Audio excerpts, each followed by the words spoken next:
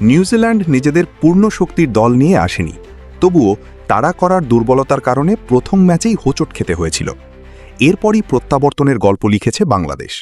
পরপর 2 ম্যাচে বড় ব্যবধানে হারিয়ে 12 বছর পর ওয়ানডে সিরিজ জিতল ব্ল্যাক ক্যাপসের বিরুদ্ধে। 1 ম্যাচ পিছিয়ে থেকেও দেশের মাটিতে টানা 4র্থ সিরিজ জয় তুলে নিল মেহেদী হাসান মিরাজের দল। সাগরিকায় টস জিতে টম ল্যাথাম আগে বল করার সিদ্ধান্ত নিলে দুর্বল শুরু করে বাংলাদেশ। ইনিংসের দ্বিতীয় বলেই রানের খাতা না খুলে ফিরে যান সাইফ হাসান। অন্য ওপেনার তানজিদ হাসান তামিম করেন মাত্র 1 রান। বড় রান আসেনি সৌম্য সরকারের ব্যাটেও। তখন দলের হাল ধরেন লিটন দাস আর নাজমুল হোসেন শান্ত।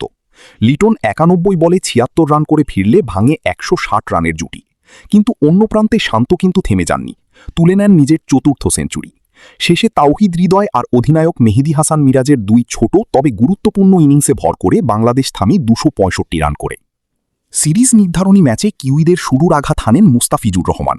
এই সিরিজে প্রথম খেলতে নেমেই হেনরি নিকোলাসকে ফেরান 4 রানে। নিক কেলি আর ডিন ফক্সক্রফট অর্ধশতক করলেও ব্যবধান কমানো ছাড়া আর কোনো কাজে আসেনি সেটা, যদিও হাতে উইকেট থাকলে ম্যাচটা পাল্টে দেওয়ার মতো অবস্থানেই নিয়ে গিয়েছিলেন এই ফক্সক্রফট।